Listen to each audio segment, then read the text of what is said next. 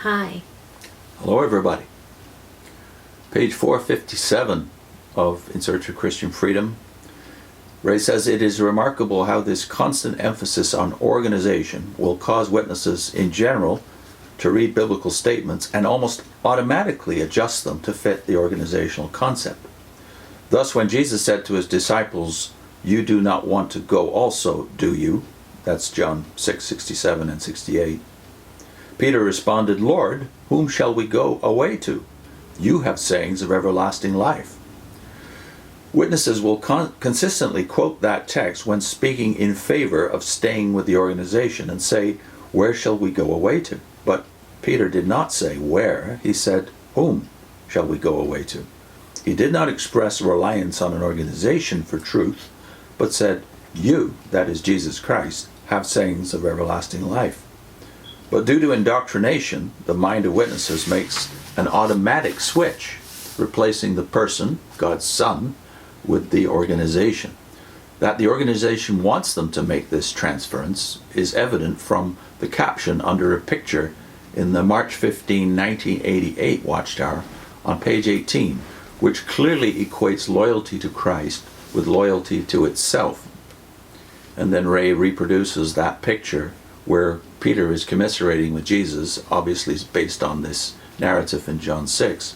And the caption says, Peter knew that there was nowhere else to go because Jesus had sayings of everlasting life. Are you as determined to remain loyal to Jehovah's organization? That's the end of the caption. Paragraph 7 of the May 15, 1981 article, here considered, presents this example of flawed deductive reasoning. Quote, "There is no denying that Satan has a mighty organization with invisible and visible parts. Satan, the devil, is a mimic for the purpose of deception, and the fact that he has an organization argues in effect that his chief opponent, Jehovah God, also has an organization. So Satan the imitator has deceived multitudes of people into thinking that they are accepting, adopting, and joining the right and proper thing. Just call to mind Jesus' parable of the wheat and the tares, or darnel, as an illustration of this.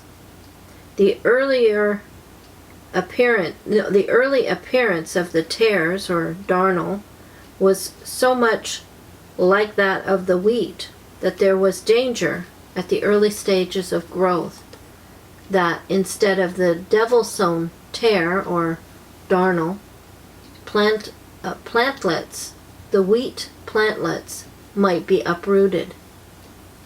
Jesus explained that the tares, darnel, or weeds, pictured the sons of the wicked one, and the enemy that sowed them is the devil. That's the end of the quote, and then Ray says this is an unusual form of argumentation. It says in so many words that what Satan does is a guide for us to know what God does.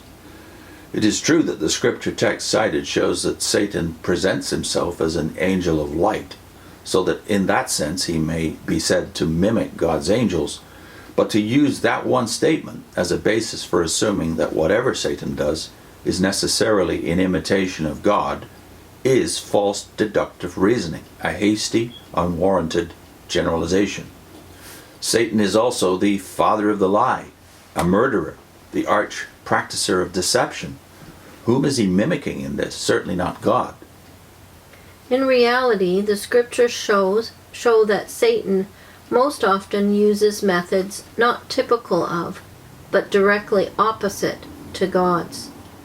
The antagonism of light versus darkness, of truth versus falsehood, of honesty versus deception, of love versus hate, of unselfishness versus greed, and of many other opposites, is vividly presented in Scripture. In view of that, how should we reasonably react to the claim regarding Satan's development of a mighty visible and invisible organization as relates to the validity of a highly organized religious authority structure. Should it guide us or repel us? It is indeed a most unusual form of argumentation that points us to Satan's mode of operation as a means to teach us about the things of God. And then Ray has an extensive footnote. In the same article, on page 15, portions of issues of the Watchtower back in 1883 and 1884 are reprinted, as though supporting the idea of a visible organization such as that which now exists among Jehovah's Witnesses. The word organization does appear a number of times in the quotations, but that is all. When examined, these quotations prove to be, in reality, a direct contradiction of the present-day organizational concept. That 19th century material actually argues against any developing of a highly structured earthly religious organization and insists that there should only be a heavenly, invisible organization formed of Christ's congregation. As has been shown in chapter 4, pages 70 to 77 of this book, the editor of the Watchtower, Charles Taze Russell, was opposed to the formation of the very type of earthly, visible organizational structure that began to develop after his death. There's not the slightest reference to these facts in the article in question, and the reader is led to believe that there is harmony between those century-old quotations and the modern-day concept of the Watchtower organization. Adverse facts and information are suppressed, glossed over, manipulated, or ignored.